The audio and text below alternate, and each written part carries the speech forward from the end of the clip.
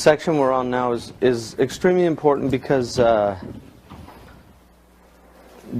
stress sunan, if you leave one of them, then you need to do a sahu prayer, the two sujood of sahu.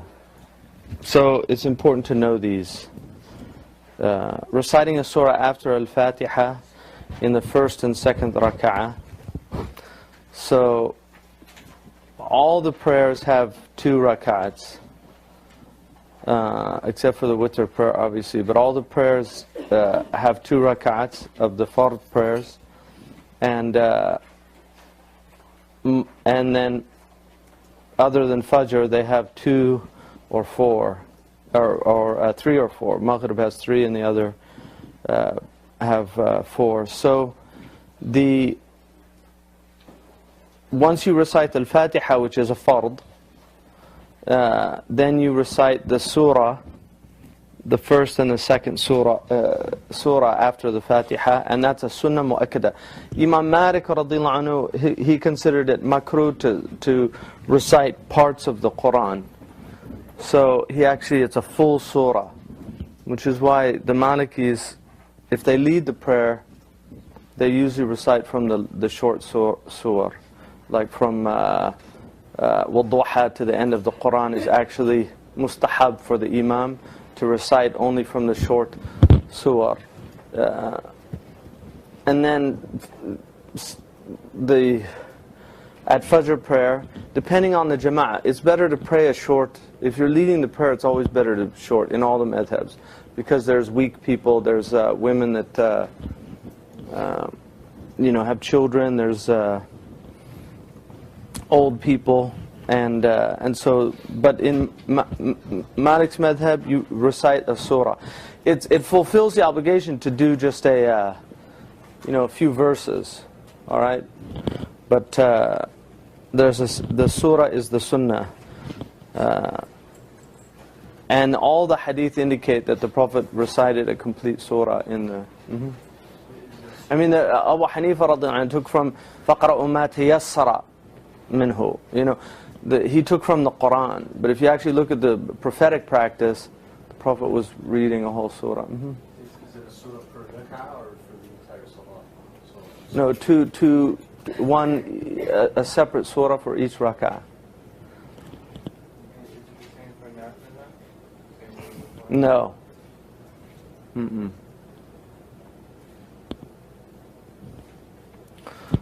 Then standing for both surah, so al-qiyam, and then reciting audibly the jahar when it's jahar, and the sir when it's sir. And audibly means you can at least, you hear yourself with your ear. So, Bismillah ar-Rahman ar-Rahim, alhamdulillahi rabbil alamin. That's audible. As long as you're hearing yourself. I mean, it shouldn't be something that's somebody next to you. If they can't hear it, then it's sir. And then saying Allahu Akbar, except the takbirat al-ihram, which is a fard. So Allahu Akbar as you move through the thing. And then each tashahhud. The tashahhud is a sunnah mu'akkada, the first and the second. The khuruj, the salam is a fard, but the tashahhud is a sunnah mu'akkada. The julus, sitting for the tashahhud. The first one is a sunnah mu'akkada. The second one, you have to sit for the salam. But sitting for the tashahhud is a sunnah. Alright, so the second julus has a fard in it, because you have to sit for the salam. But the sitting, the julus, is actually a sunnah mu'akkada for both tashahhud. Which is why, whenever in the prayer, if you've moved into a fard, then you abandon the sunnah. And then, if it's a sunnah mu'akkada, you redress it later. So, if you're, if you're in your julus position, I mean, the Malikis have iftirash, which is that you sit like that in all the julus position. I used to be able to do that a lot easier, but it's just not as easy for me to do that. So, but that is the proper Maliki position. They don't, the other madhhabs are like this during the three, and then the final sitting, they do the iftirash, like that. So, but say you've gone, there's your second sujood, and you're moving up. Because Maliki leave their hands for last. If at that point you remember the julus, you stay down, and you go to the iftirash, there's nothing on you. But if you're moving up, and both the knees and the hands come off, you don't go back. Because now you've moved into a fard, so you leave the sunnah. You don't go back. If you do go back, it's not, you haven't done, you stay down. But one of the problems if you're leading the prayer is a lot of people don't know that ruling. So they'll sit there, Subhanallah, Subhanallah, and you've already gone up, so you're not supposed to go back down. But they think that you're supposed to go back down, which is why it's good to have educated people. In sujood,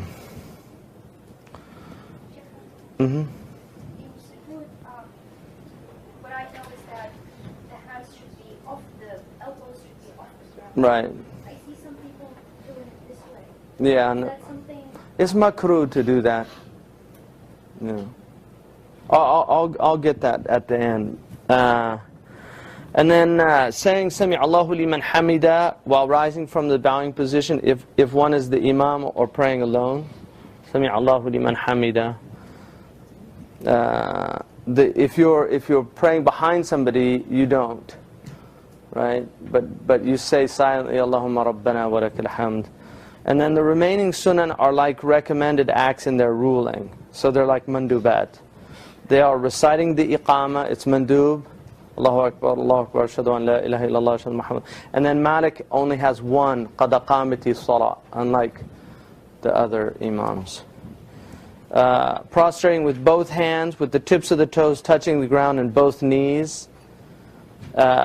Silent attentiveness to the imam's recitation during an audible prayer. So you should be listening. You don't have to recite. His Fatiha is Fatiha for you, not like the Shafi'i madhab where they actually have to recite their own Fatiha. A return salam to the imam, so assalamu alaikum, and then assalamu alaikum to the imam. And then assalam to someone on your left, but you don't turn to the left. So, the other schools, they go both sides. The Malikis, assalamu alaikum wa rahmatullah, and then to the imam, and then to the person on the left, but you don't actually turn your head to the left.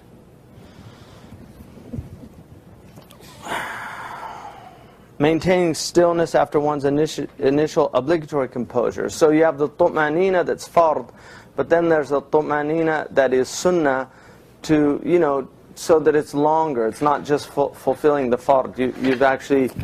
You're there for, the time that it takes to fulfill the sunnahs of the Subhana Rabbil Ala, Subhana Rabbil Ala, Subhana Rabbil Ala, Ya Muqallib al-Qulub, something like that. Thabbit qalbi ala dinika. And then the sutra for the imam or someone praying on his own who thinks someone may pass in front of him. The sutra, a sutra could be like a bag like that. You place it slightly to your right. A purse, a woman's purse, that could act as a sutra, like the chair there. But generally it should be about a dhira', like that, preferably like a dhira', and you put it slightly so that anybody can pass. If you're in the haram, the haram has a different ruling about this because of the numbers of people and the difficulties in moving. And on Jum'ah as well, it's similar. You just let people pass. In Malik's madhab, you actually don't pray after the Jum'ah because it says, فَإِذَا قُضِيَتِ الصَّلَاةُ فَانْتَشِرُوا فِي الْأَرْضِ. Just leave. Once the prayer's over, leave. It doesn't say صَلُّوا السُّنَّةِ or something. So in Medina, they did not do that, which makes sense because people have to go back to work and they have to do, and sometimes you wait. It takes a long time before people finish the sunan. So he actually considered that makruh to do that because you're causing difficulty for people. what I tend to tell people in the is if they're going to pray sunnah, to pray on one side. Let people go out first and then move over to one side of the masjid. But just getting up and praying sunnah it's a problem, because people really do have to go. And a lot of times the imam goes over his time, so people are late, especially here in the U.S., because people have to get back to their jobs and things. Anyway, and then vocalizing the first salam, so you say it, and then the second and third are silent. Saying the tashahhud according to the narration of Umar ibn al-Khattab, which is here, at-tahiyyatu lillah. It's in the Muwatta of Imam Malik. And the reason it's sunnah to do the tahiyyah of Umar radiallahu anhu is because he said it in front of all the Sahaba in a gathering in the masjid, and nobody corrected him. So it's considered like the best sigha, because it has that tawatur. Supplicating for our prophets with a salah al-Ibrahimiyya in the final sitting. Calling the adhan for a group that comes to an obligatory prayer in its appropriate time with the intention to gather people. So it's sunnah to call the adhan for a group that comes to an obligatory prayer.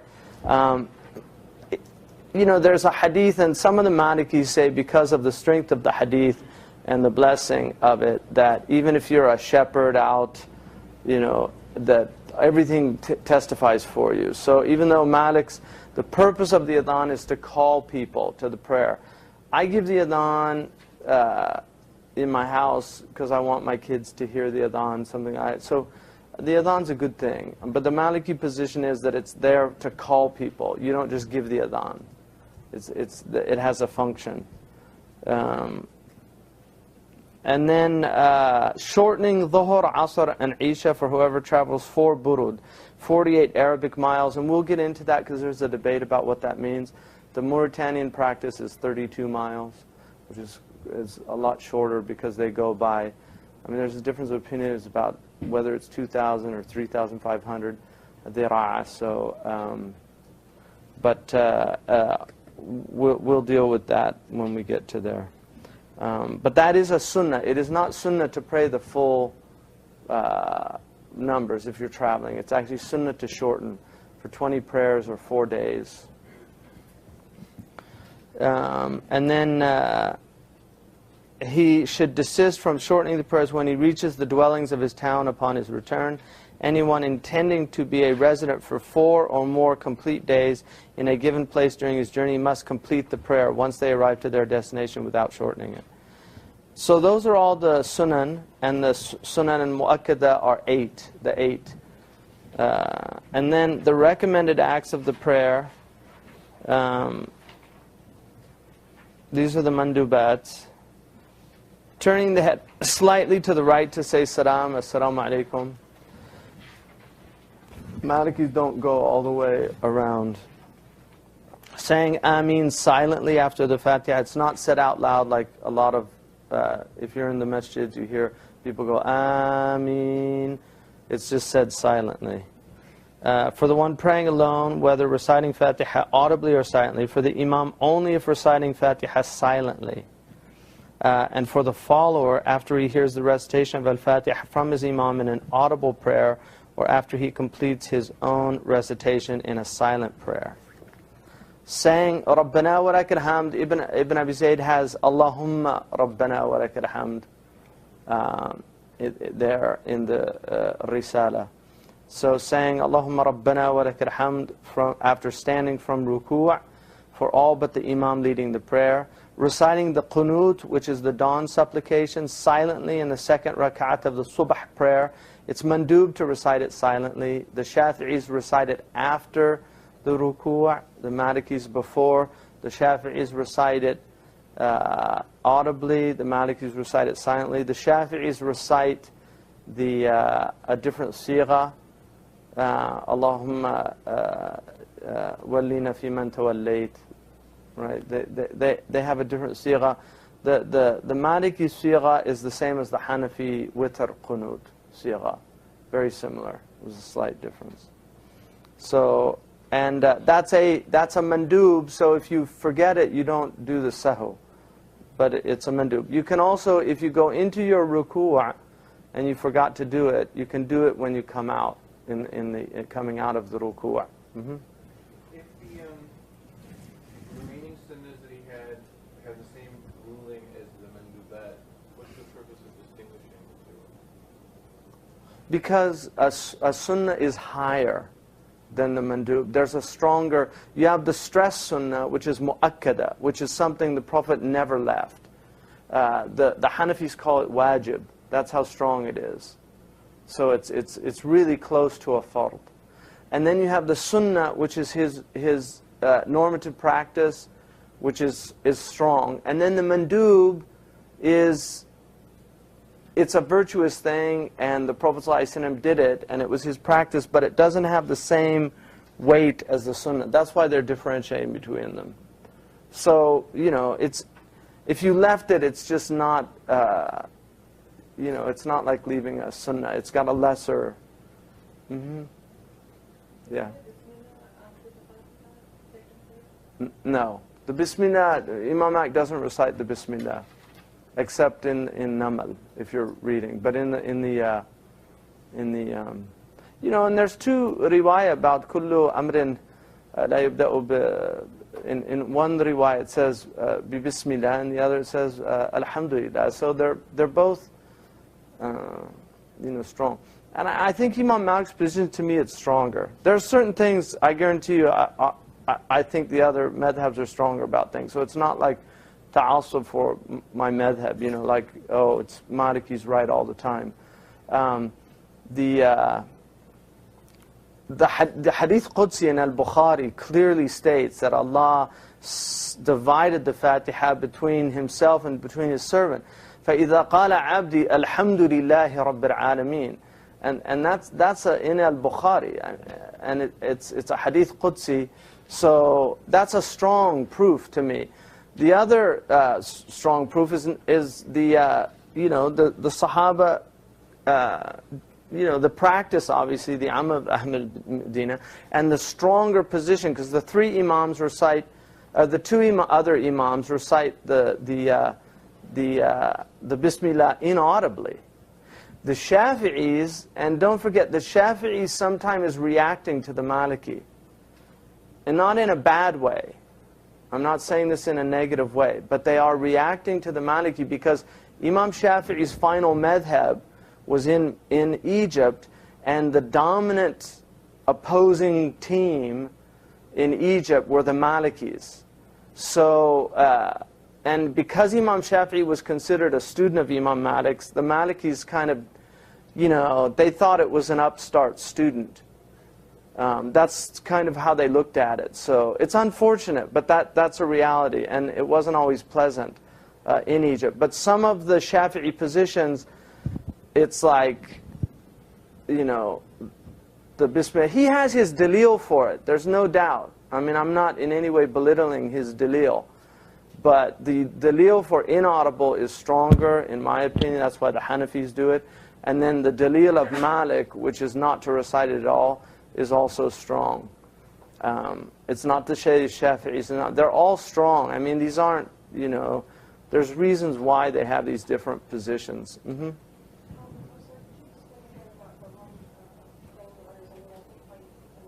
What's that?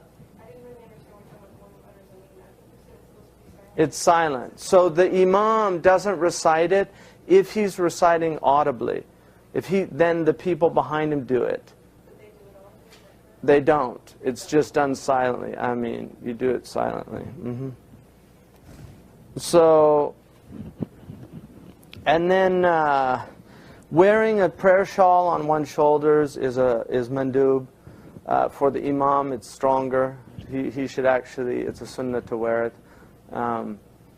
The prayer shawl is like a, I mean, it's very specific how long is the sunnah to wear it, but the Prophet did wear it. It's something also, the Jewish community wears the prayer shawl as well when they pray, so it's probably, in the Semitic tradition to do that. But that's for the men to wear. And all my teachers were very adamant about wearing the prayer shawl. So,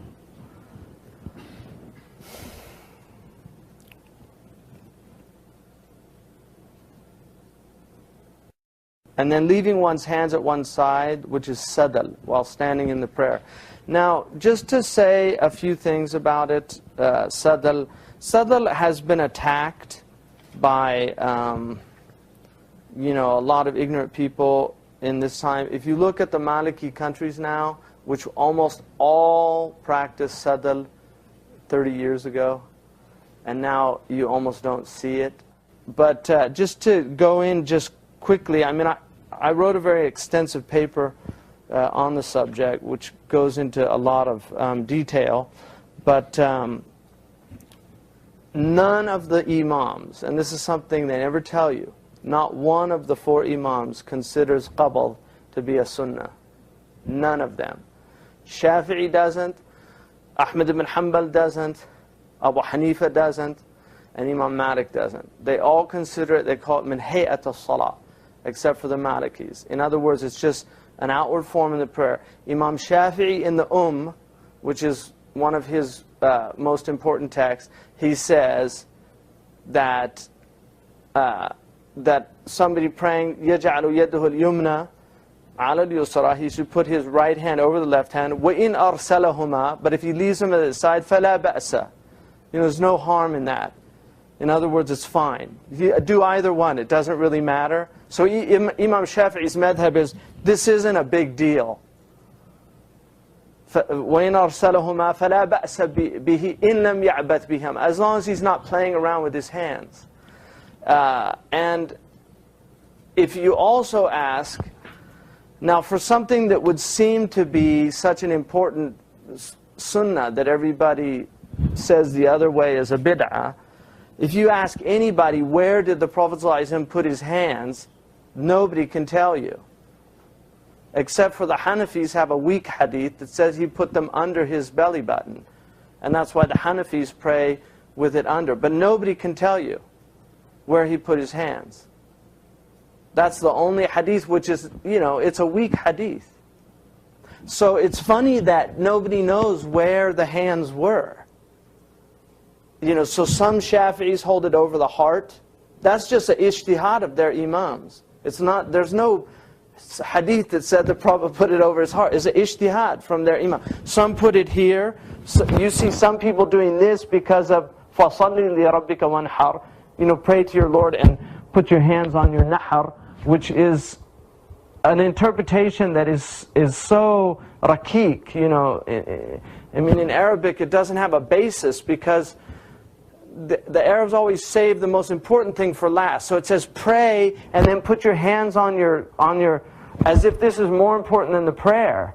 Whereas the meaning of that ayah is very clear. On the Eid, صَلِّ لِرَبِّكَ وَانْحَرْ, go sacrifice your, But anyway, some people do that. So the Hanafis do it here, which is, to me personally, if I was going to do it, that is even though the Malikis tend to put it here, that is the best thing there is about where he put it. But if anybody asks, if you're going to do sadl, they're both perfectly fine, and sadl can cause problems in some communities. But if anybody asks, just say, where exactly did he put his hands? Give me a sahih hadith.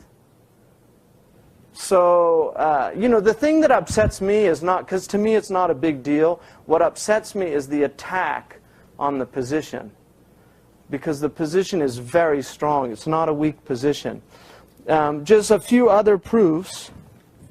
What's the Arabic word for Qabl.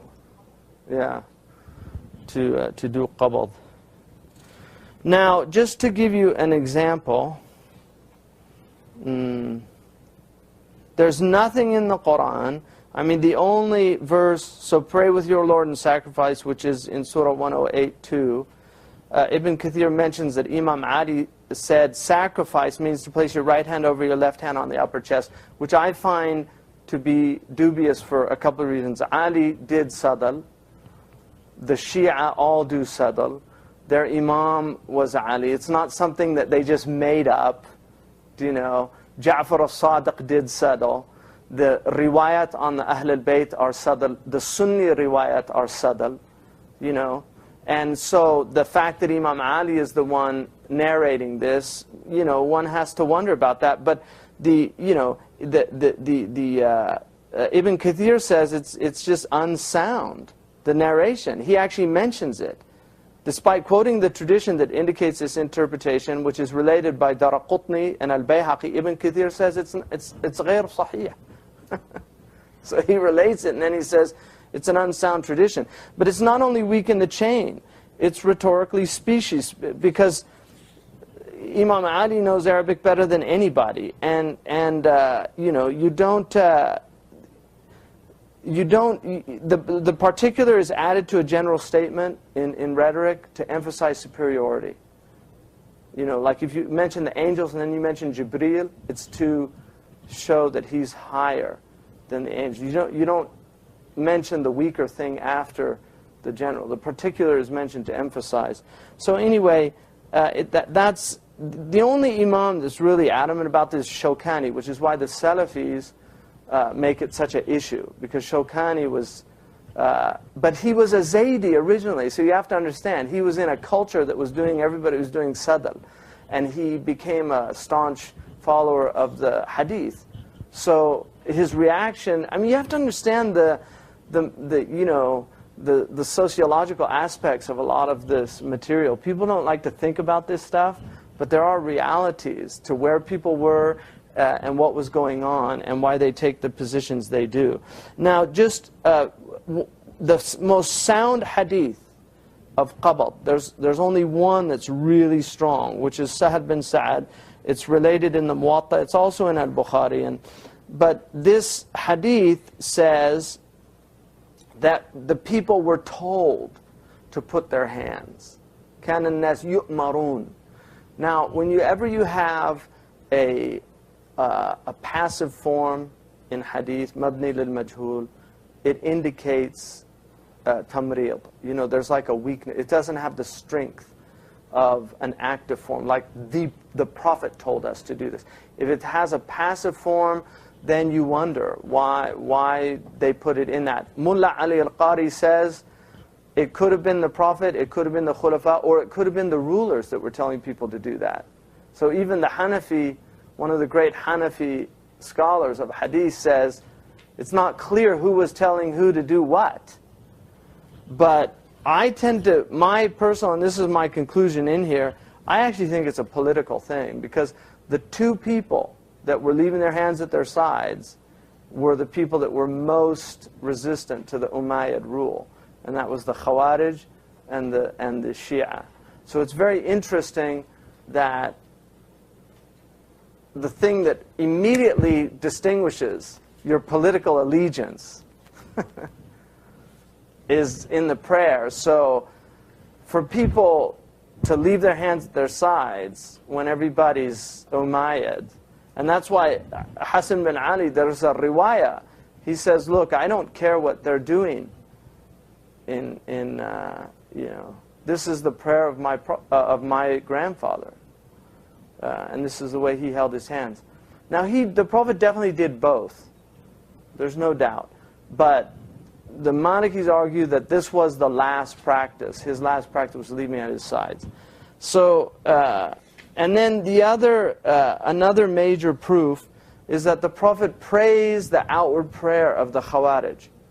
In the hadith in Al-Bukhari, he said, when you see them pray, you will belittle your own prayers. So he praised the outward form of the Khariji prayer. Now the other hadith, which is in this hadith, which is in Tirmidhi, Abu Dawood, Ibn Majah, that Abu Humayd as-Sa'idi states in front of 10 of the companions of the Prophet, I know better than all of you the prayer of the Messenger of Allah. They said, how could that be when, by Allah, you did not follow him any closer than we did, and you did not stay with him longer than us? To this he said, that's true. Then they said, well, show us then.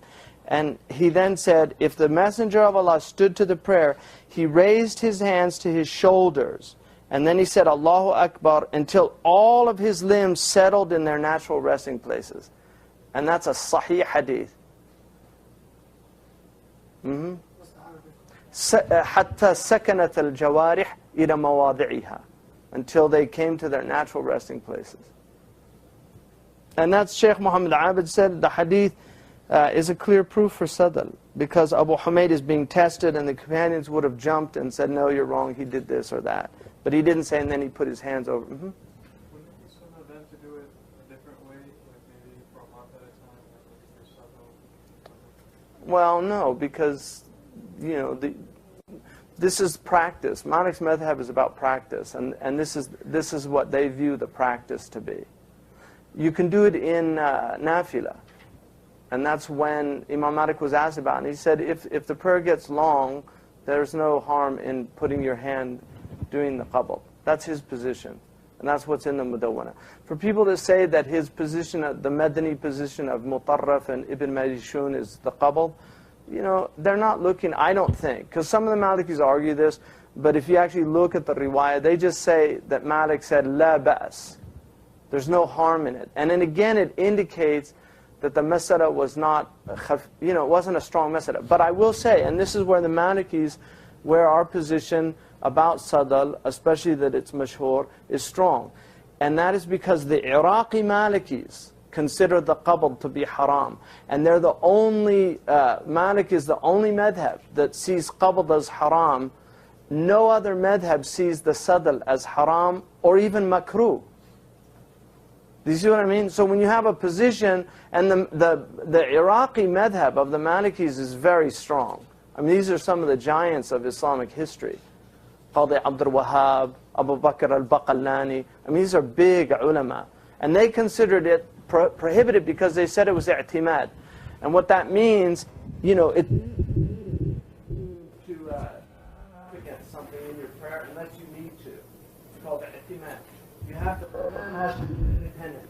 And so, tarawih, and according to the Malikis, tarawih, yatarawih, you know, is that moving back and forth like that. Because when you stand for long periods of time, you tend to yatarawih. You know, you'll move back and forth. What the qabl does is it stabilizes. So when you do sadr, it's very hard to do that. You'll tend to put your weight on either, just like people that stand naturally, you'll tend to put your weight on the left or the right side. When you do qabl, it's a type of i'timad. It's a way of stabilizing your weight. And so that's one of the reasons why they considered it to be, the other Maliki said it was makruh for that reason. But you know, because you're depending on your own self, your weight. But the Iraqi said no, it's not. And Allahu A'lam, I mean, anyway, my point is, this is not a big issue with me in terms of qabl. I have no problem with qabl at all. It's a strong position. I don't think it's personally as strong as Murabt al-Hajj, you know, when he went to the east and he read al-Bukhari and the hadith in Medina, he came back doing qabl in Mauritania. He was a young man, you know, and he's a brilliant young scholar, and he came back, and that was his position. There's Malikis that say that. There are Malikis that prefer the qabl. And people complain about because nobody else did qabl in Mauritania. You know, Murabt al-Hajj could care less what other people thought. But, you know, his sheikh, some students went to him, and he told me this himself. Some students went to him, the sheikh, and said, who does he think he is, you know, doing the qabl. And his sheikh said, just leave him alone. He'll, as he learns, he'll leave it. And that's what happened. You know, he said that he realized that the position for sadal in the madhab is much stronger than it is for qabl. And that's why the Malikis have argued for it over the, you know. Anyway, I think if you read the, you know, inshallah this will be out soon. If you read the argument in here, it's a very strong argument. I'll just, you know, to tell you who, okay, this is Imam Shawkani. saying this. All right, so it's coming from somebody who was against the sadal. Abdullah ibn Zubair, these are the people that practice sadal and are known in our tradition to have practiced sadal. Abdullah ibn Zubair. Who's Abdullah ibn Zubair? Does anybody know who he is?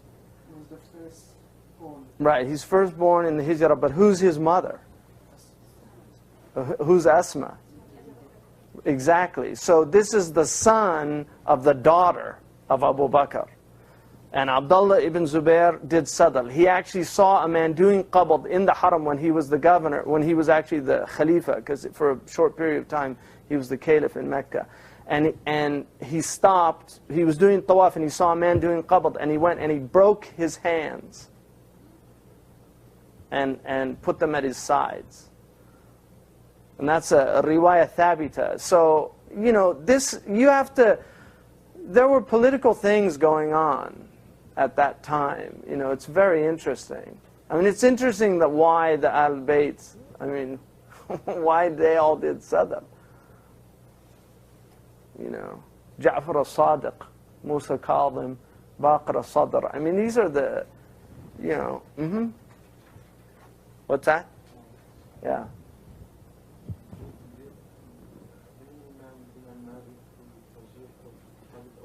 No. No. In the Muwatta, all he does is relate the hadith. And that's what these modern Malikis argue. The early Malikis, none of them argued that. These are people that say, oh look, the qabla's in the Muwatta. There's several hadiths in the Muwatta that he doesn't follow. He just puts them in there to show you that he knows them. There are several hadiths where he doesn't practice what's in the Muwatta. And he doesn't make any ta'liq like, this is not my madhab. He just puts it in there to let people know, I'm aware of the hadith.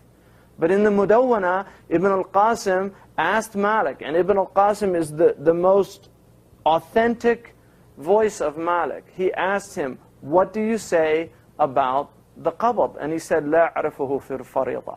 It's not something that I'm aware of people doing it during the fariḍah. And he said, but it's all right to do it in the nafila if the prayer goes for a long time. And that's in Bab al-i'timad. It's in the chapter on i'timad, on relying on something in the prayer. That's where he puts it in the Muwatta. So he asks him, what do you say about qabd for, you know? And that, some people argue that it's if it's for i'timad. But in the end, that's what that's the effect that it has on your hay'ah. So Ibn Zubair, Hasan al-Basri. Who's Hasan al-Basri? He's tabi', but who is he? Who's his teacher? He was wet nursed by Salama, but who's his teacher? Imam Ali. So here's Abu Bakr's daughter, her son, and then Imam Ali's primary student, Nakha'i. Who was Nakha'i? He's the student of Ibn Abbas. All of them consider leaving the sides to be the correct position, and they should not place the right hand over the left. This is Imam Shawkani, people. This isn't, I'm not, you know, this is Imam Shawkani in Nail al-Awtar. Imam Nawawi relates that this was also the madhab of Layth ibn Sa'd. Who's Layth ibn Sa'd? He was a faqih from Egypt. They considered him, Imam Shafi'i said about Layth, kana afqah min Malik. He was more learned in fiqh than Imam Malik, but he didn't have the type of students that Imam Malik had. So this is the position of Layth ibn Sa'd. It's the position al-Mahdi relates that this was the position of the Qasimiyya, the Nasiriyya, as well as the position of Muhammad al-Baqir from the Shia. But Muhammad al-Baqir is considered by the Sunnis to be a Sunni Imam. You know, the Shia claim him, but he's considered one of... It's the position of Ibn al-Qasim, who relates it from Imam Malik. It's also the position of Ibn Abul Hakam. It's the position... Imam, and then he says, it is that Imam al-Awza'i... Who was Imam al-Awza'i? He's the Imam of Ahl al-Sham. His madhab was one of the dominant madhabs. It died out. Imam al-Awza'i said a man can choose between one or the other. He didn't prefer one over the other. He said both of them are strong. But the majority of scholars have, and this is what Shawkani says, But the majority of their scholars have preferred clasping, and their proof is that 28 companions were of this position, and 2 among the tabi'een. So you can see, if you're fair about that, you can clearly see this is not some cut and dry situation of, oh, Imam Malik got his arms pulled out while he was being punished in Medina. I mean, this is what people say. It's total rubbish. And it really bothers me, It just really bothers me that they belittle this position when it's a very strong position. Imam Ibn Abd al-Barr, who was called Hafiz al-Maghrib, that preferred qabd from the Malikis. But in Al-Kafi he said, يَجْعَلُ يَدُ الْيُمْنَ عَلَى الْيُسْرَى أَوْ يُرْسِلُهُمَا فَكُلُّ ذَلِكَ مِنَ السُنَّةِ. All of that is part of the sunnah, to do either one or the other. That's Ibn Abd al-Barr, who preferred the qabd. But in the Kafi, his Fiqh Ahl al-Medina, he says, either one, they're both from the sunnah.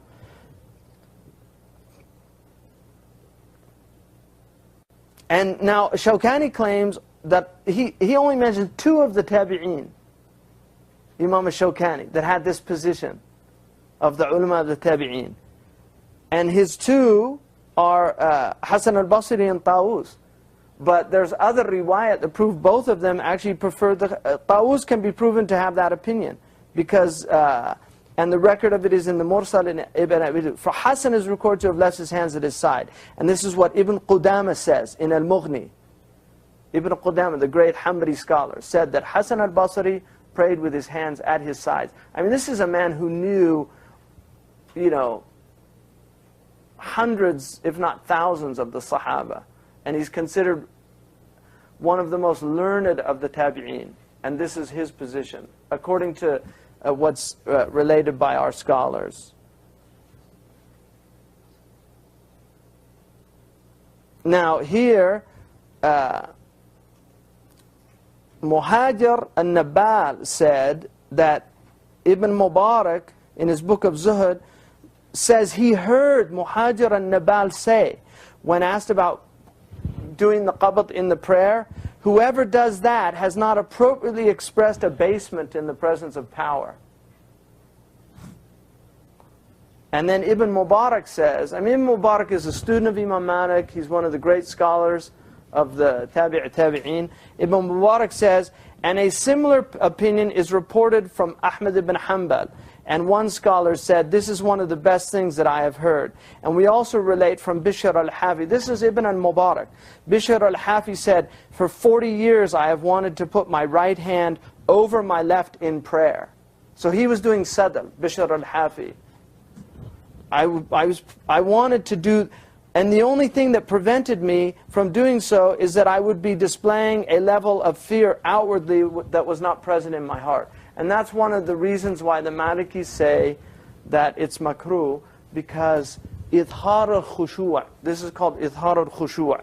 When you pray, sometimes you see people praying like this. That's makruh to do that, because it's outwardly displaying a fear.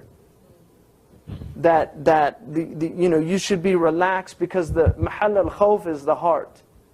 So what he said is that Bishr al-Hafi said, according to Ibn al-Mubarak, that I prayed with my hands. I wanted to do that, but I didn't want to do, but I couldn't do it for 40 years. I didn't do it. He probably wanted to do it once, maybe just to fulfill that sunnah or something. But he said he wouldn't do it because he would be displaying outwardly a fear that was not in his heart. He worried about that. It was obviously just his piety, because he had immense piety.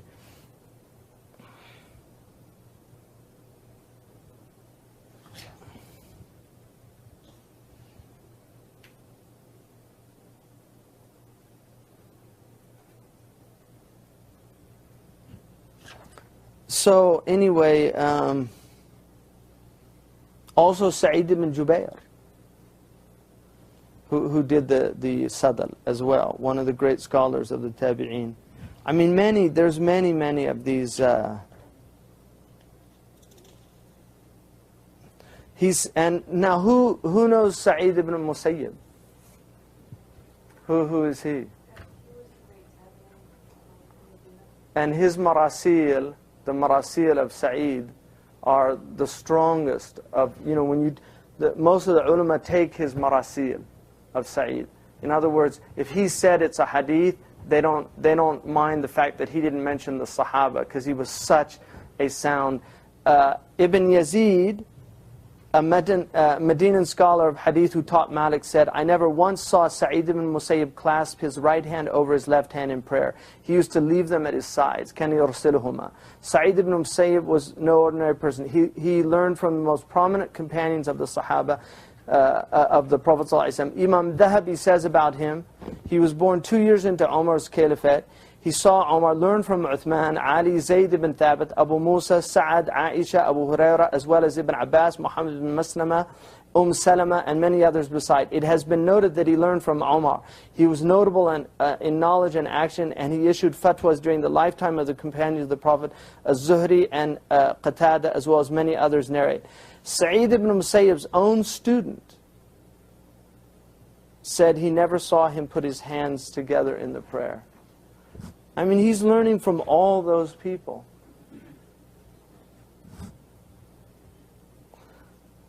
So,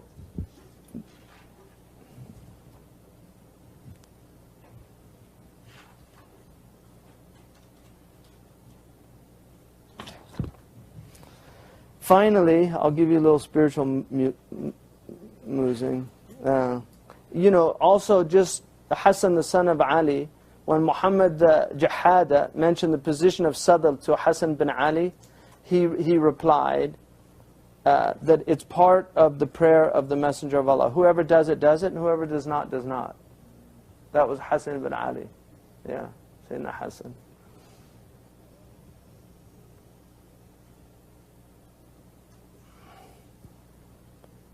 So, here's what Imam Abu Hafs Umar al-Sahawawardi, the Mujaddidi, Freydun's great-grandfather. Here's what he said in his book, Awarif al-Ma'arif. I thought this was quite beautiful. God, in His infinite and subtle wisdom, created the human being, honoring and dignifying him and making him the point of His contemplation, the wellspring of His revelation, the best of what is in the heaven and the earth, both the spiritual as well as the material, celestial, and terrestrial. He is made in upright form of exalted spirit. His upper half from the point of the heart is the storehouse of the secrets of the heavens, and the lower half is the storehouse of the secrets of the earth. The center of his ego is in the lower half, and the center of his spiritual soul and heart is in the upper half. Hence, the pull of the ego conflicts with the pull of the spirit. So you have these two forces. That's why the hara, you know, in Asian tradition, especially Japan, is so important, because that's where it's divided. The lower self, which is stomach and genitals, is the primary pull of the lower self, and then the higher self, which is heart and intellect, are the primary pull of the upper self, right? So the spirit, the breath, is in the upper part of the body, right?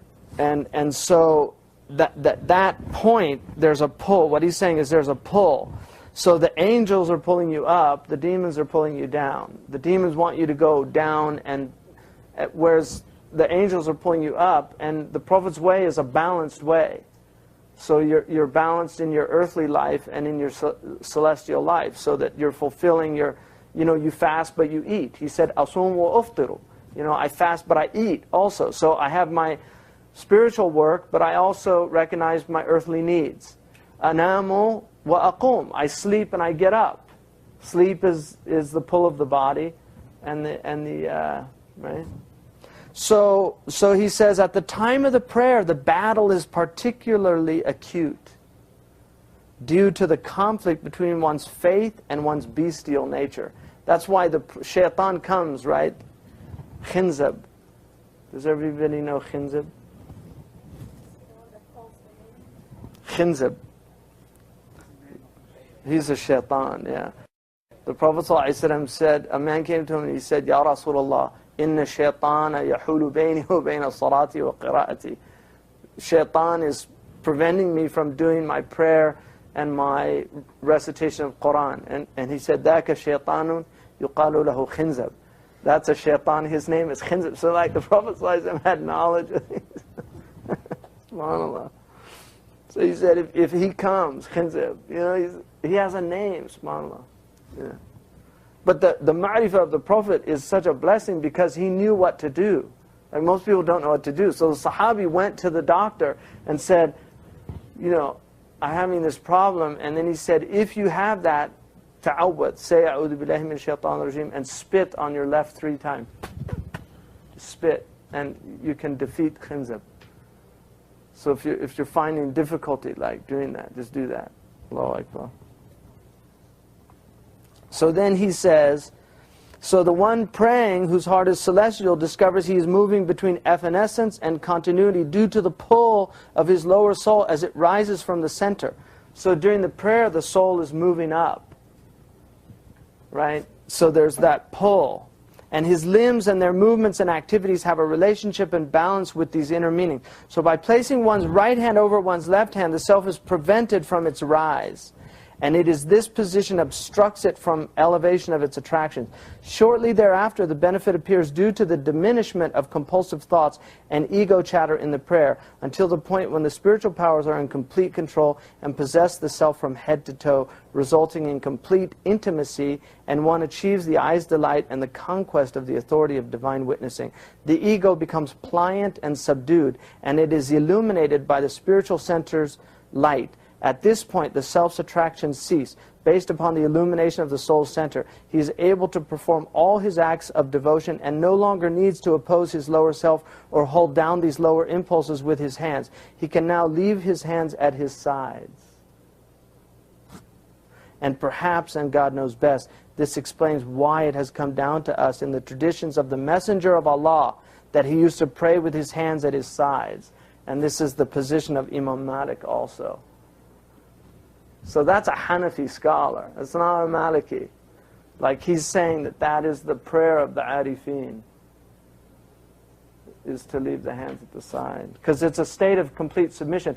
That's why the other Imam, when he was asked about it, he said it's not the prayer of somebody who's in submission to God. If you're doing that, it means you're still struggling with yourself. He's saying, you know, that is the state of submission. Anyway, these are all... The only reason I'm really going on this is, if you're going to do it, I don't mind. But you should know it's a very strong position. It's not a weak position. And 2, the reason I'm adamant about it is because it's keeping a sunnah alive that people are trying to eliminate. Within the Sunni tradition, it's still there in the Shia and the Ibadi. The Ibadis pray with their hands at the side also. But the Sunnis, they're trying to wipe it out. Morocco, you don't even see people do it anymore unless you go into the villages. Like in the cities, they all do qabd now. And I went to Morocco in 1977, nobody did qabd. So that's how quickly, for 1,400 years, the Moroccans were, 1,200 years, Moroccan was the center of Maliki learning. And all those centuries they were doing sadr, and in this enlightened age of incredible scholarship and magnificent ulama that have never graced this ummah, suddenly they all realized they were wrong for the last 1,000 years. And we're the best people. All those people were wrong, and now we finally know how the sunnah is to pray. Give me a break. Really, it's just too much. It's just anarchy. It's all this anarchy. The Malikis had one of the great blessings of the Malikis is that their countries had no bid'ah. They were like, they all had the same aqidah. They had, if you went to Sudan, you went to Tunis, Libya, Algeria, it was all the same books, the same they didn't have all these sects and all this fighting and all. This is all stuff that has come, It's very sad. I mean, even Tajuddin al-Subki says there's mubtadi'ah in the Hanbali, the Shafi'i and the Hanafis, but he said Allah barra'a al-Malikiyah. He said Allah freed the Maliki. Imam Subki, who was a Shafi'i, and he was Shafi'i, strong Shafi'i, he said that Allah has freed the Malikis from the mubtadi'ah. That's in his Mu'id al-Ni'am wa Mubid al-Naqam.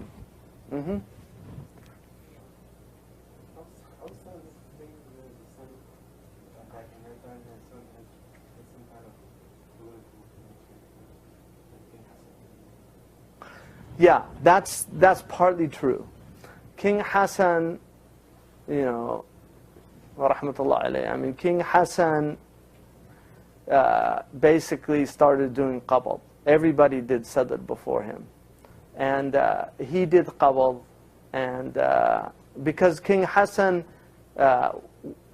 loved hadith, he actually used to read a lot of hadith. He started Dar al-Hassan, you know, Dar al-Hadith al-Hassaniyah, you know, in Fas, for the study of hadith, because hadith had died out considerably in Morocco. So he actually, but he wasn't at the level, you know, I mean, he didn't have the type of scholarship, you know. He's definitely was muta'allim. He wasn't jahil.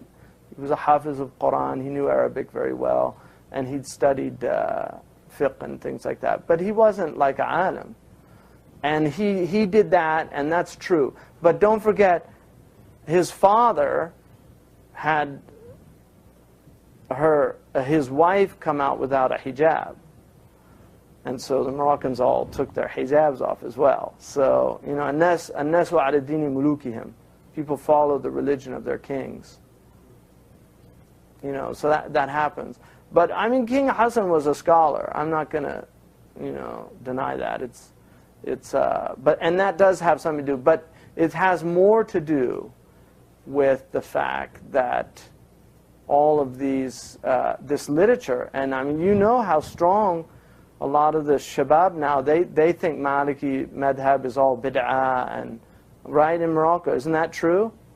Yeah. So and they're opposed to sadr based on this kind of Salafi position that it's a bid'ah, but it's not a bid'ah. All you have to do is do your own research and see that many great ulama from the Sahaba and Tabi'een were noted to have done this practice. And these aren't made up riwayat. These are, you know, it's not like Malik alone took this position. You know, and it's the position of his madhab. It's the position of the Iraqi Malikis. It's the position of the Egyptian Malikis. That book that you just quoted of Tabi'een, is it the one that's found in the South? I don't know. I don't see why it would be. Well, it's pretty strong Ash'ari. But I mean, most Saudis, you know, they've lightened up a lot on the books.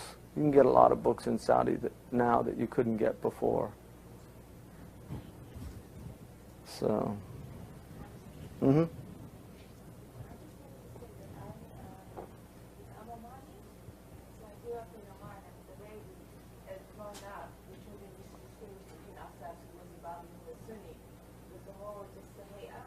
So it was so strong because, like, we always thought, you know, Sunnis would always be the Qadis and the Ibadis would always be the Haqqas. So even kids, you know, growing up, yeah.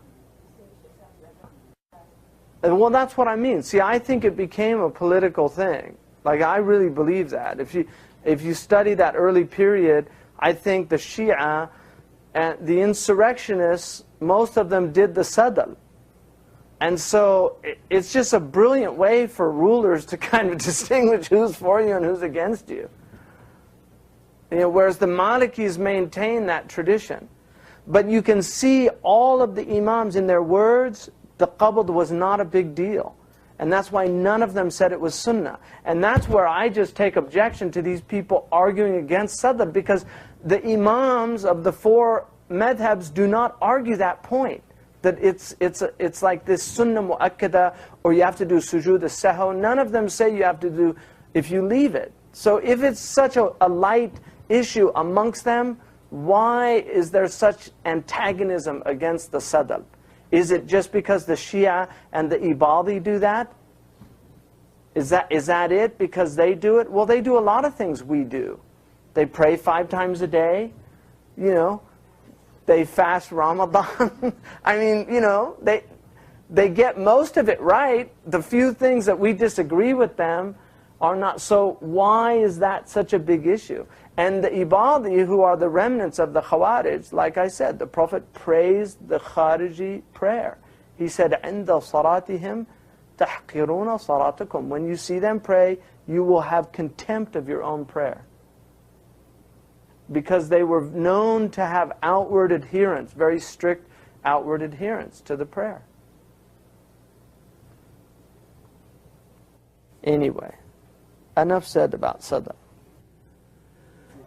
Number 8 is saying Allahu Akbar at the beginning of each transition except after the middle sitting, in which case one says Allahu Akbar when you go up. So when you're praying, as you move into the next position, you begin by Allahu Akbar, Allahu Akbar. But when you do if you're in the second julus, so this is the second julus, you've done your tahiyyah, then you go up, and you wait until you come to composure to say Allahu Akbar. So the imam should do that, and I mean the first julus, sorry, yeah. Good, paying attention.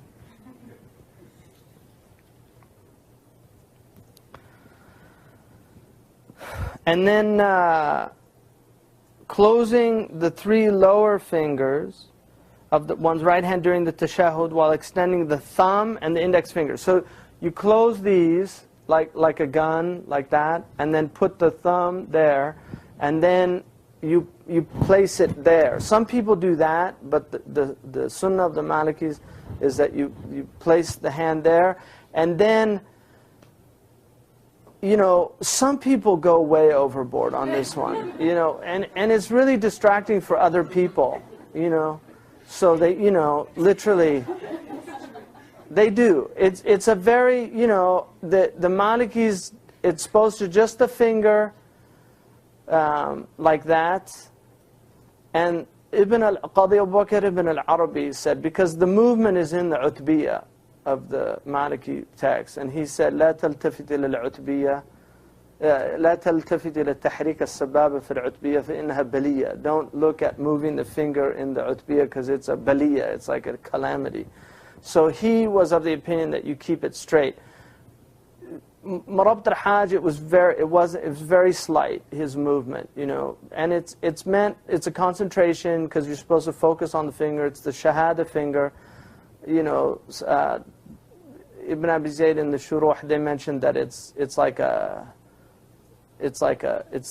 the sword of the believer, you know. It's like in the face of Shaytan. That's what he says. So.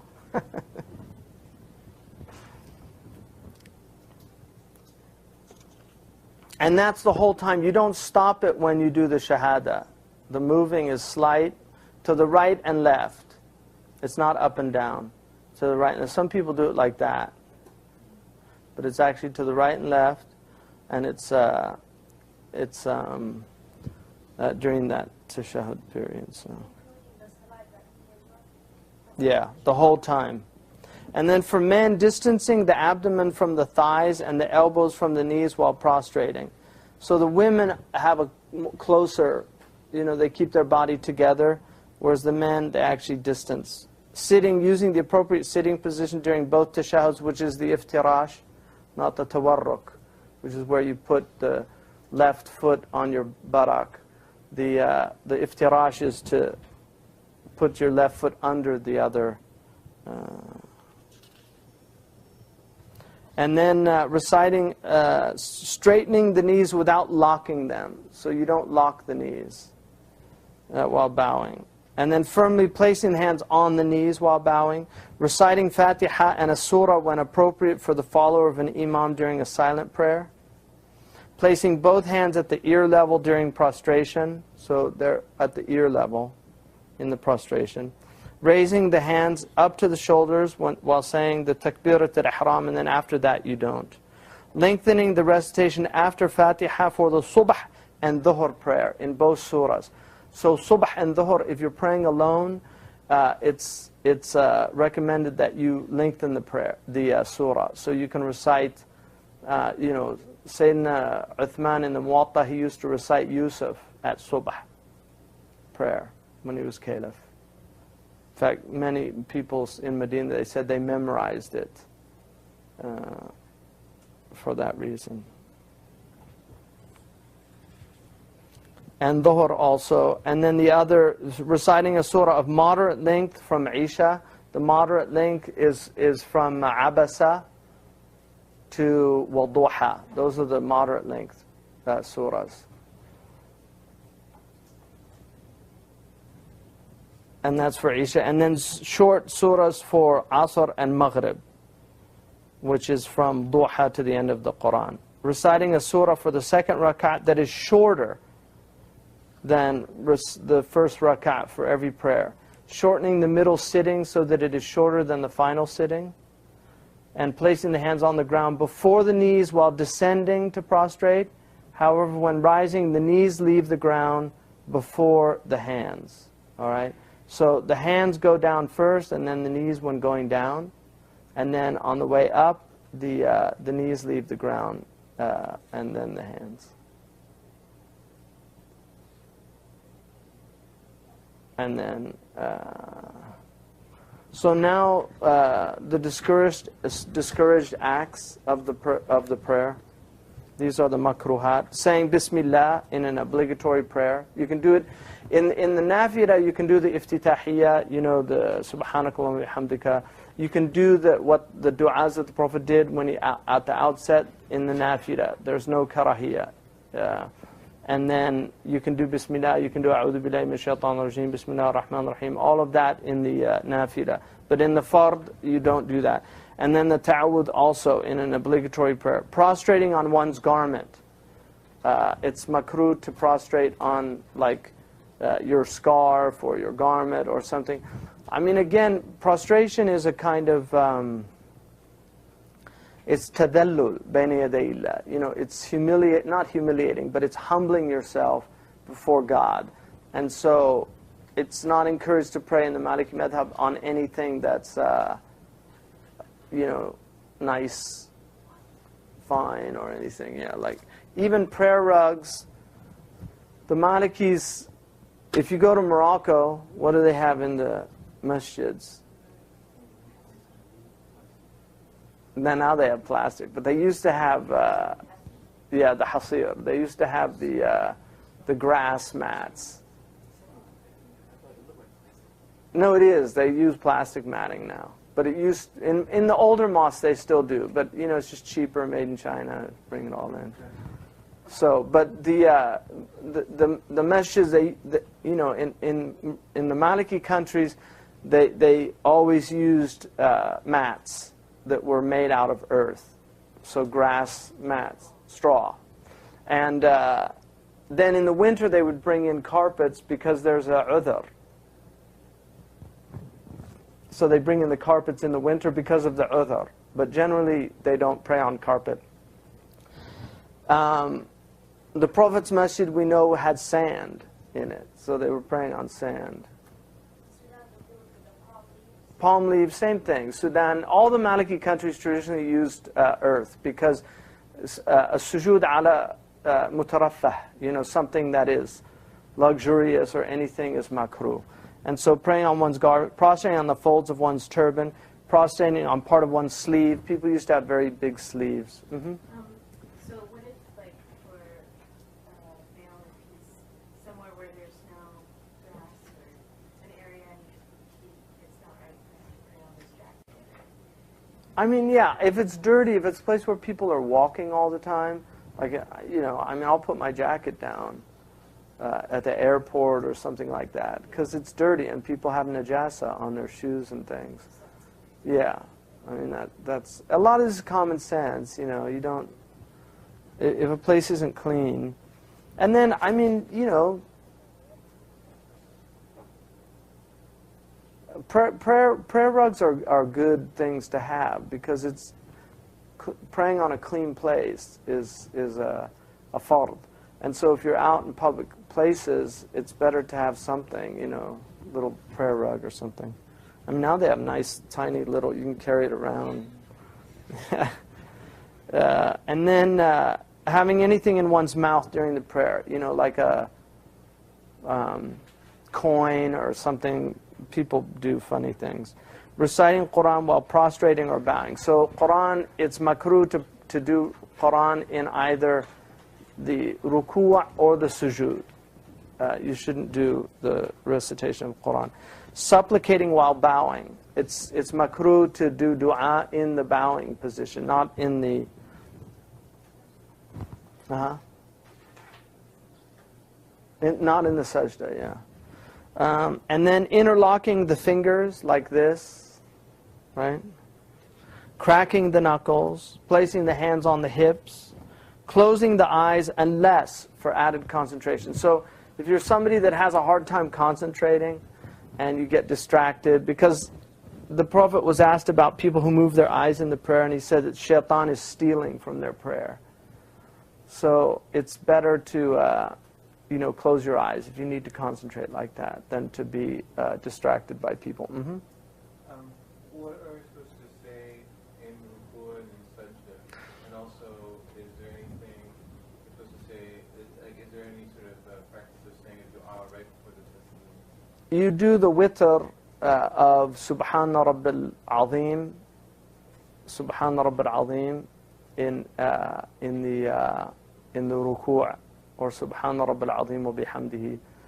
And then, so you do it 1, 3, 5 times like that. And then when you come out of the Sami Allahu liman hamida, Allahumma rabbana wa lakal hamd, Allahu akbar, in the sajda. And then the sunnah is Subhana Rabbil A'la 3 times, 5 times, a witr amount, Subhana Rabbil A'la.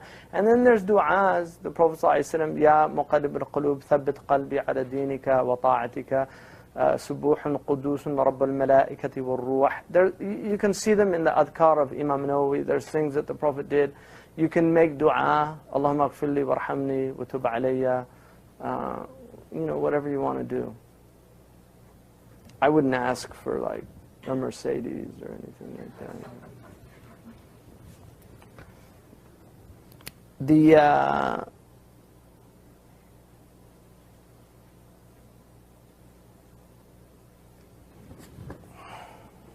And then Khalil adds a few other things, sitting on one's 2 heels. And I think that actually is a position, I don't know. But you see some, in Egypt I've noticed that, people do, like they do like that. That's makruh. It's Shaytan's julus according to the hadith. So. Is it like also easier for you to not have that stillness between sujood when you have that? Yeah, I mean it's makruh. So placing feet together while standing. So the feet should be at shoulder, in line with your shoulders. And then this thing that thank God, when I first became Muslim it was all over, but it's definitely died down somewhat. This thing of, of putting people's, that's a hadith. It's in Sahih al-Bukhari, and the man that relates it was 8 years old. He was back with the kids, and the Prophet would say to come together, and he said they used to put he was 8 years old. Read the Ibn Hajar's, oh God. It's like people reading hadith and not knowing what this stuff means. Again, it's like 1400 years and everybody was wrong, and suddenly the illuminated Muslims come to explain to us, Ya akhi, don't you know you're supposed to put your, it's insane. It's like a madness. You can't, they drive you crazy, those people. You feel like punching them. Because they're more concerned about their feet than they are about their hearts. Look, and this is another proof for sadr that I'll show you. Because we know that they prayed shoulder to shoulder, right? Hadwal mankib wal mankib. That is a sunnah. Now look, if you put that together with another person, it's ridiculous, first of all. It's just not a sunnah. There's nothing in any of the books that say it. It's a modern bid'ah from somebody misreading a hadith from Nu'man. You see, he was a little boy. He was 8 years old when he recited, and the boys were in the very back, and the Prophet said, hadwa al-mankib bil-mankib, qadam bil-qadam. In other words, line up. So they were probably back there thinking, let's line, and that's how they understood it. They were little kids. So, but if you look now let's both go into qabl. See what it does? It spreads you apart. So the shoulders aren't. So when you're like that, if I'm like this, it's hard for you to it's hard to do it, yeah. So when you're like that, the shoulders they're together, literally. But when you do that, it puts you apart. So that's another one of my proofs.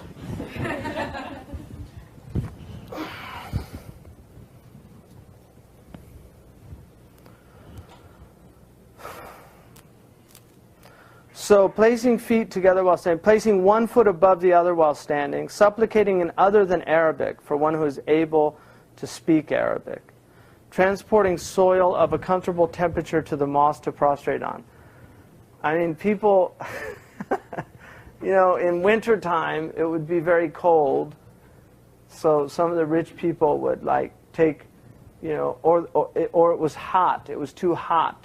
So because the sun was there, they would have somebody move the earth from a shaded area to put it where he was going to do sajda. So that's makruh, to move the earth for temperature. Yeah. I mean, I'm sure they're going to have heated prayer rugs pretty soon. Nobody's thought of this one yet, but you know, you'll get a little electric prayer rug, you can plug it in, it'll be heated. Somebody here is like, ka-ching.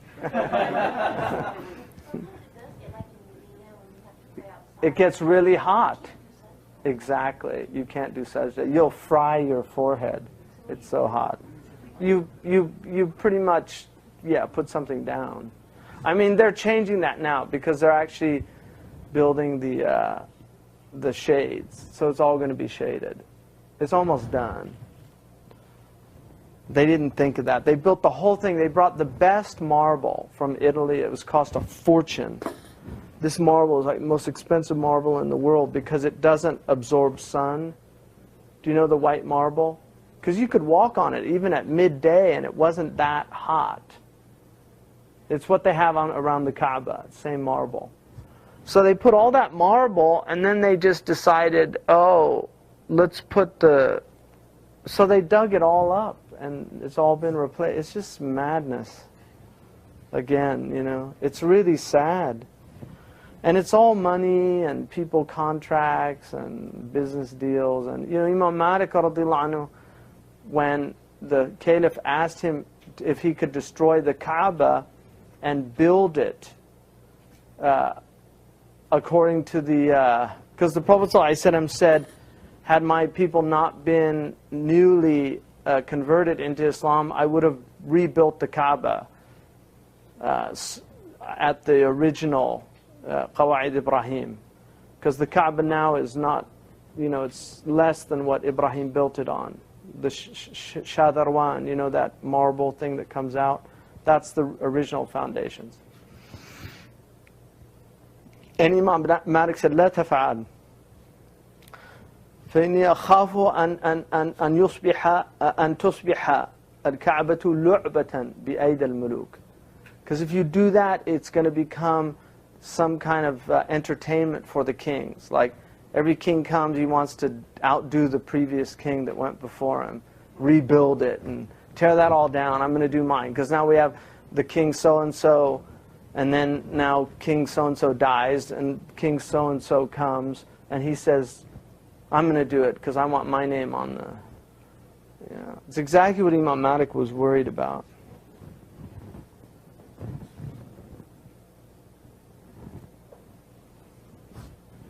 Baqiyah.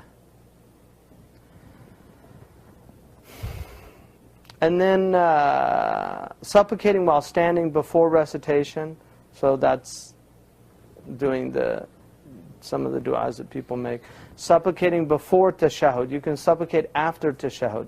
Supplicating after the imam has said the final salam. So once he says the final salam, you go out. Don't wait until he goes out. Now, don't wait to do extra things. You know, finish your tashahhud, but don't do extra things after the imam has gone out. You should go out with him.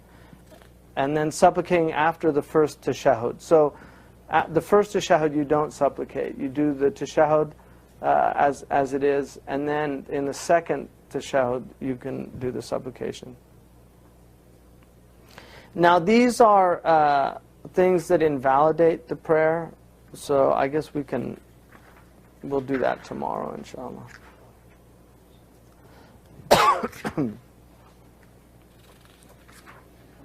The hardest bab is the sahu, and it's kind of a long, but alhamdulillah, I think we're getting through this.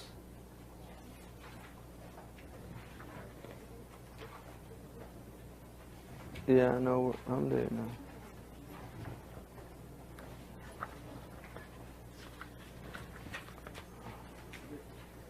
Yeah, alhamdulillah, we're getting through this. I think I can finish it.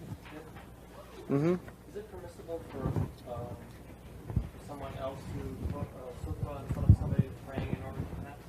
Yeah, no, you could. Yep, you could do that. The tahiyyah that the Malikis recite, التحيات لله الزكيات لله الطيبات الصلوات لله السلام عليك أيها النبي ورحمة الله وبركاته السلام علينا وعلى عباد الله الصالحين أشهد أن لا إله إلا الله وحده لا شريك له وأشهد أن محمدا عبده ورسوله. That's the one that التحيات لله الزكيات لله الطيبات والصلوات لله السلام عليك أيها النبي ورحمة الله وبركاته السلام علينا وعلى عباد الله الصالحين أشهد أن لا إله إلا الله وحده لا شريك له وأشهد أن محمدا عبده ورسوله.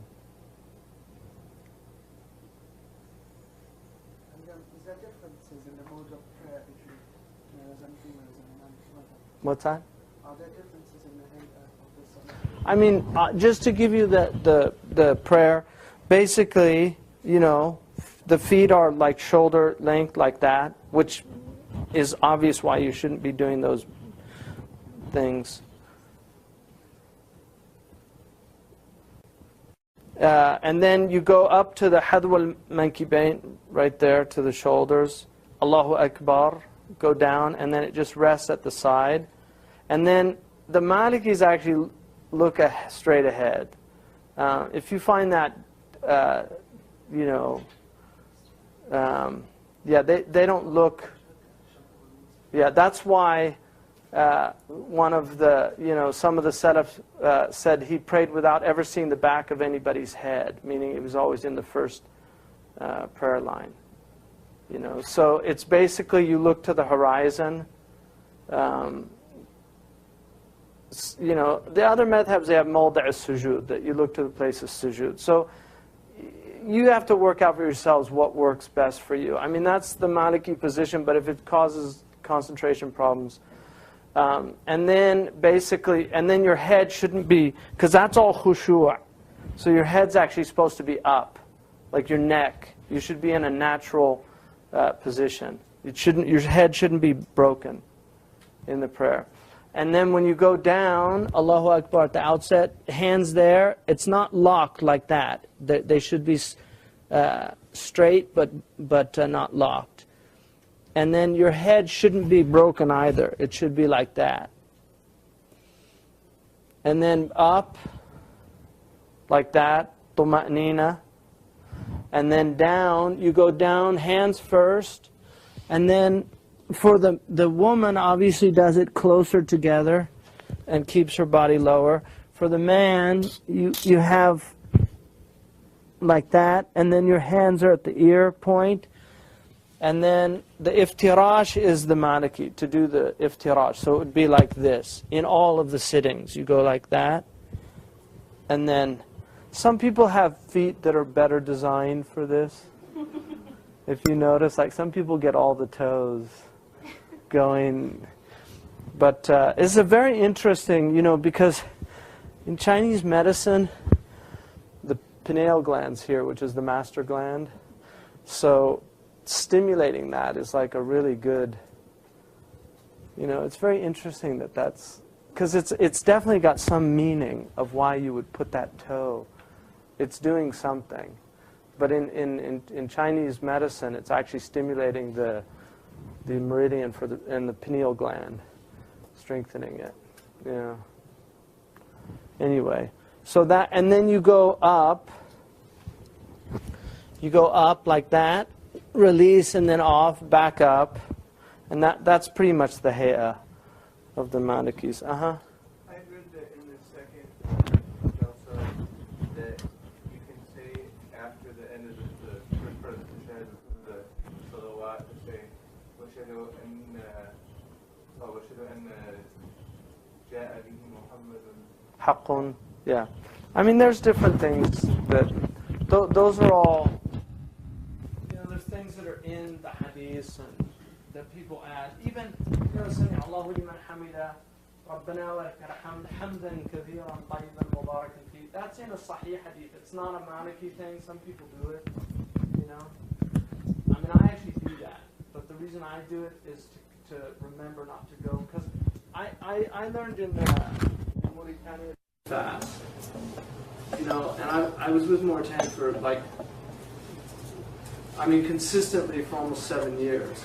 So praying with them all the time got me into some bad habits because they're Bedouin, and they pray fast. Most of the ulama don't, the real ulama don't do that, but generally Mauritanians pray fast.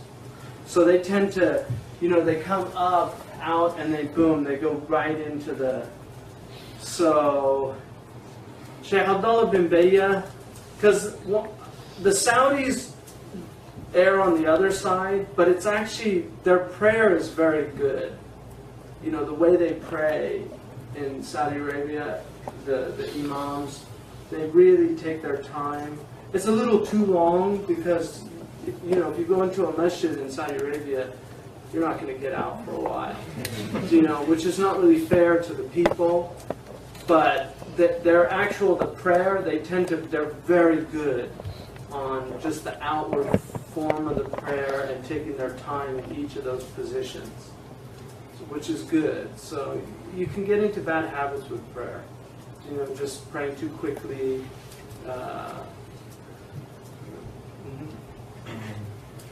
What would be the proper interpretation of the hadith and even the strength level of the hadith? The Prophet says that about connecting the feet, that if there's any gaps, like the Shaytan comes between the people and put division in the hearts. That's true. You shouldn't have gaps. That's why people should be up like there. So it's the shoulders, not the feet. It's not the feet. Okay. Yeah. No, that's something. Even Ibn Hajar mentions a riwayah for one that if anybody tried that today, people would get angry. And that was centuries ago. But that hadith which Nu'man ibn Bishar, Bishar ibn Nu'man, Nu'man ibn Bashir, he was a young boy who relates that hadith. And he said, we used to do this. That's in Sahih Bukhari. And that's what they based the whole thing on his riwayah. But all I'm saying is, why did none of the imams in the 4 madhhabs, not one of the ulama said that this is mandub? Show me in any madhab. Did you learn Hanafi madhab? Yeah. No, that's not. There's nothing. So why did they get that wrong if it's so important? Why did the 4 imams all miss that one? Why is it in the mandubat to put your feet together? Doesn't that make sense to you?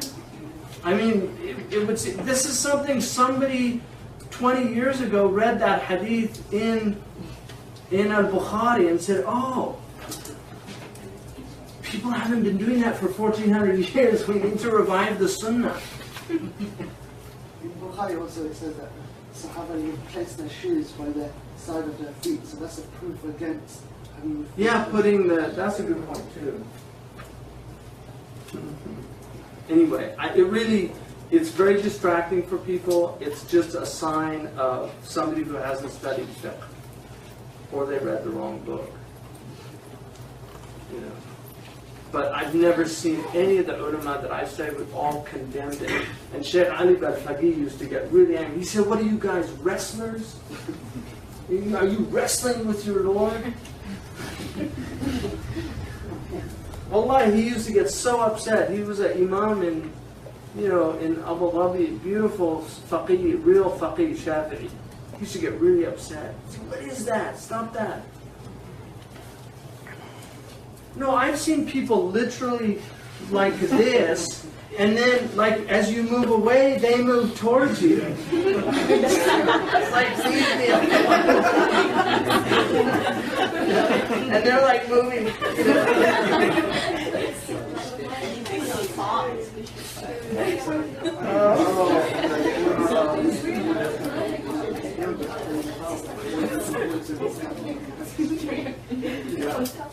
What's the correct understanding of going down to sujood with your hands first and not your knees?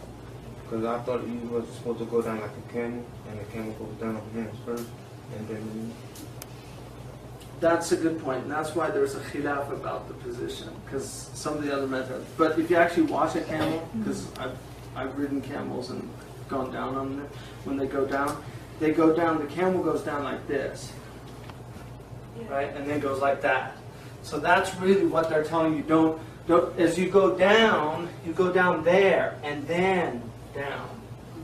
Camel does the opposite. Camel goes down like this, and then like that, and then like that. So that's what's you're being told not to do. Don't do that. Do the opposite. Go down first like that, and then like that.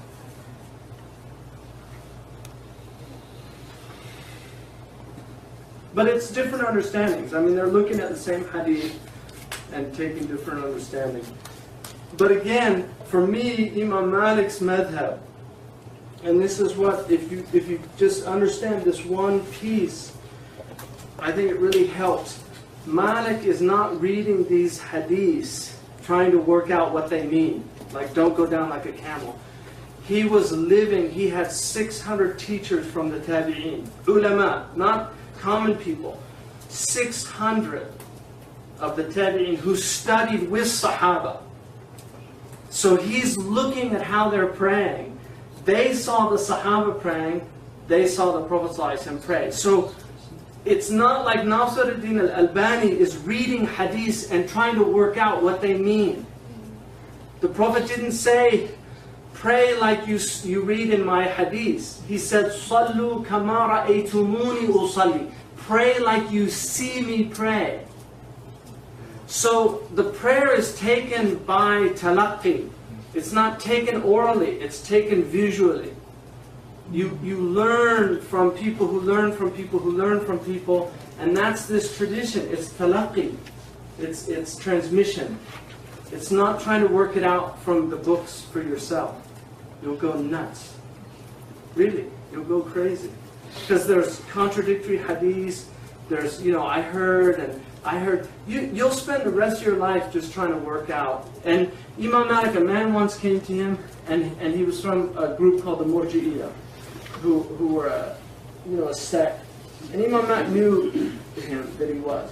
And he said that, Ya Aba Abdillah, let's have a debate.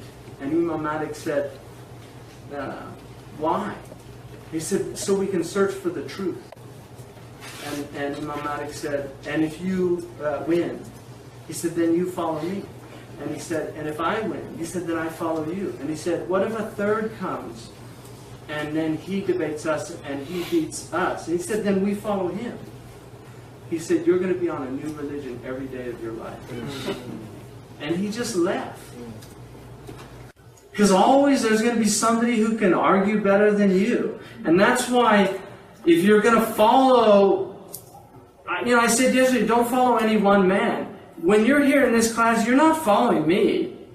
This isn't stuff I made up. I didn't write a book, How to Pray Just Like the Prophet Prayed, by Hamza Yusuf, based on me looking through all the hadiths. I don't care how brilliant of a scholar somebody is. There's no way one man's going to get it right. This is an effort of thousands of the greatest scholars in Islamic history looking with a methodology. They have Malik's methodology, but Malik's methodology is not his methodology. It's the methodology of the ulama he studied from. It's a group of people. So, but they've looked at each generation went, they said, I don't agree. And that's why you get all these differences of opinion. That's true. But then there's a normative practice, which is what the majority of scholars agreed on. And like the Sadr. Yes, there are Malikis that say Qabl. Qadi Abu Bakr ibn al-Arabi, he's a strong Maliki. Qadi Iyad, he's a strong Maliki. There are ulama from the Maliki that said Qabl. But the majority of them, the overwhelming majority, said Sadr. And that's what's in the books of the madhhab. That the mashhur of the madhhab is leaving your hands at your side. So if you do that, there's no problem. La bas. It's fine. If you feel more comfortable about that, that's fine. If you want to follow the hadith is there. But there are other hadiths, like I said, that if you read the literature, it's not as clear-cut as it appears. So you're saying that the Prophet ﷺ used to pray like that mostly? That's the Maliki position, that he prayed with his hands at his side as the last thing that he was doing. That's the Maliki position. Imam Tabarani relates a hadith that the Prophet ﷺ كان يجعل يده اليمنى على اليسرى أو يرسلهما, or he left them at his side. So he did both. They're both part of the sunnah, like Imam Ibn Abdul Barr said. They're both part of the sunnah. But the Maliki school says this is the dominant position, and in the fard, this is the place to leave your hands. In the nafila, that's fine. If you want to put them there, there's no karahiyah. But in the Maliki school, it's makruh to do that, unless you're following the position of that's a rajih position. Then there's no karahiyah. Can you find that in the hadith? What's that? Can you find that in the hadith? About what? That more? Did you say? Yeah, no, Tabarani. There's no hadith that is not maq'un fihi that says the Prophet did that. All of them have problems. Every single one. I wrote it, inshallah, when this comes out, there's a whole essay on it. You can read it, decide for yourself. I don't mind. People are fine. Do what they want. Is it acceptable in the Maliki madhhab to make the taslim like other people do? Like if you're leading people in prayer and they may get freaked out? That's what I do. If I'm leading people that don't know Maliki, then I do it both sides. Because people don't know that you're out of the prayer. They're like waiting. What's that? I mean, I used to do qabl. I used to do qabl when I prayed in places because people didn't know, or they think you're Shia or something. But at a certain point, I just decided, I'm not gonna. It's a strong position, and I think it's just sad to me that it's been so marginalized. Because none of the madhhabs consider it sunnah. None of them. Abu Hanifa doesn't consider it sunnah. Did you learn it as a sunnah in the prayer? It's not a sunnah. Not between the grasping and the actual using. We did the technique of the grasp. Which was, they made amal on all of the three hadiths. One was on the back side of the hand, one was on the wrist, and one was on the forearm. So they do it like this. That's To get all three. If they're the other Hajj, as we can listen to Shepherd. No, it's just, I mean, I found that a bit. It's crazy. It is. It's like trying to get all three riwayah in there. It was too pedantic. I know, you do find in fiqh some pedanticism. That's true. Because they're trying to work out. That's why, to me, I just like the action. Is that the hadith, the beauty of Malik's madhab, to me, is the hadith is secondary to the amal. Imam Malik saying, I know there's a lot of hadiths out, and he knew them. So in his methodology, is amal and hadith actually before the It comes before the hadith. It's the amal to him of the ulama, not of the common people. He said it's mutawatir. So the only other hadith that will be equivalent is the mutawatir. And if there's a conflict between them, which there's not in his madhab, but if there was, he's still going to go with the amal if it's mutawatir amongst the people of Medina. And that's why I mentioned Abu Hanifa the hadith of raising the hands throughout the prayer is absolutely 100% sahih. It's one of the strongest hadiths in the collections of hadith. And it's the madhhab of Imam Shafi'i. That's what he does.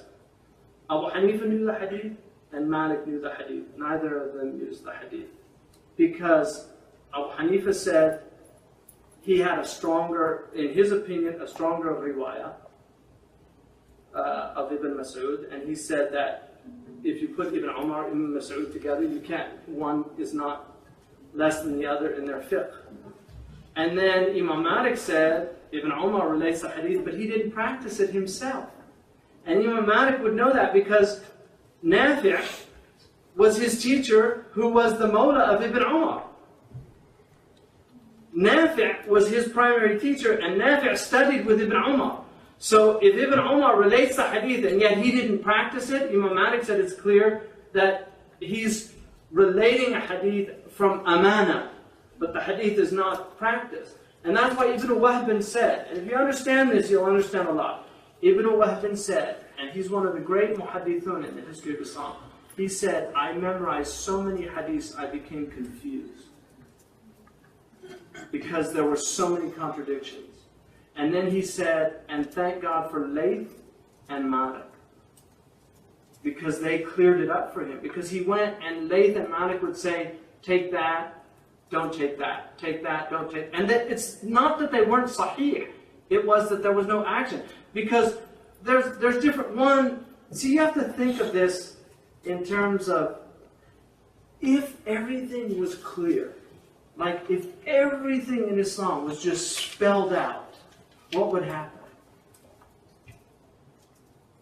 We wouldn't be having this class.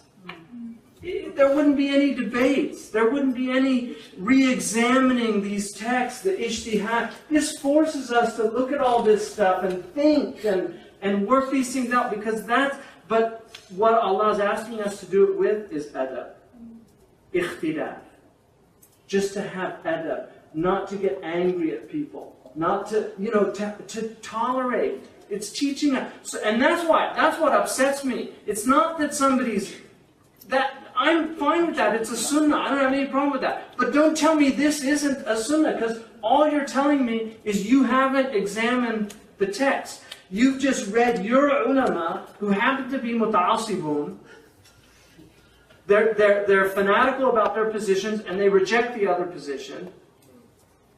Because if you study the primary text, which I did, to me, I'm like, I actually think Sadl's stronger than Qabl, personally.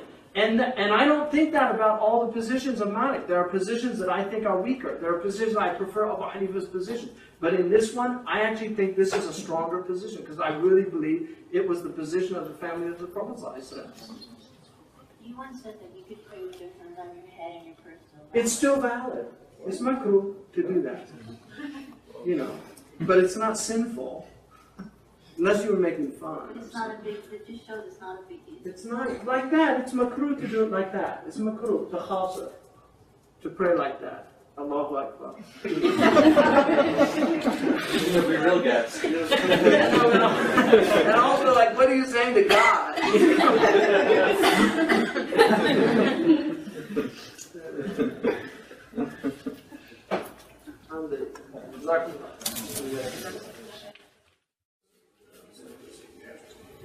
Madhhab is good.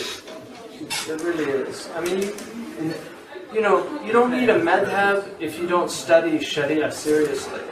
Like, if you're just praying and fasting, you can get by without a madhhab. But once you take it seriously, you realize that without it, you'd have to basically reinvent the wheel and just start over again. Because they did it all. And what's left is for people to learn what they did. My view is, in terms of the mu'amalats, there needs to be a lot of revision. I believe that. In terms of ibadat, people should just follow the madhhab. But in mu'amalat, buying and selling, marriage laws, all the things that relate to those, there needs to be a broadening. You can't, I think limiting to one madhhab in a modern age is very difficult. In ibadat, I don't think it's difficult at all. But in mu'amalat, I think it's not really. So you need the ulama to start doing the majami' al-fiqhiyya like they're trying to do.